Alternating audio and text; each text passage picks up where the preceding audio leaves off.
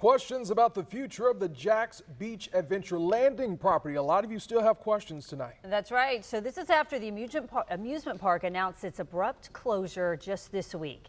Our Zach Wilcox joins us live from that property. Zach, I know you've been looking into future plans. What have you learned?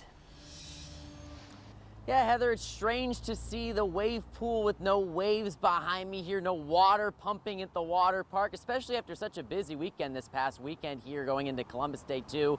And you figure a lot of parents probably had no idea that they were watching their kids go down these slides, down these ramps for the last time. And it may not sit quiet like this for long, as developers already have plans to get moving in here pretty soon.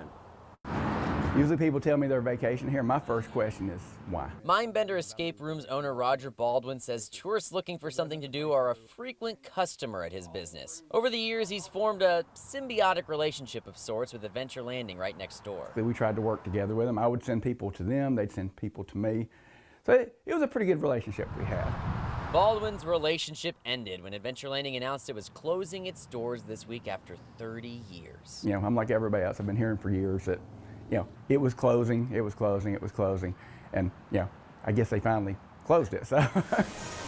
Baldwin isn't wrong there, as the rumblings of the location closing started in 2021 when Adventure Holdings LLC filed for bankruptcy and announced it to be closing at the end of that year. Then, Jacksonville Beach city leaders approved a rezoning in 2022 to build apartments on the property, yet the amusement park was still kicking after extending a fourth time to come back for a 30th anniversary this year. An Adventure Landing spokesperson told me their lease wasn't renewed again. They'll be missed, and, you know, I'd love to have more stuff here.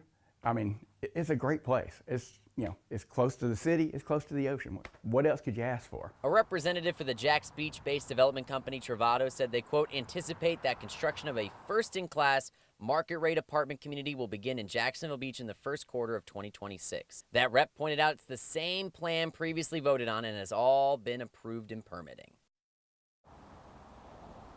And on Travado's website, the plan calls for 415 apartment units here with a coffee shop. And as I mentioned there, what we heard from the representative for the company is that it will likely be not too long before they start work here early next year. So who knows how long these slides will still be standing for.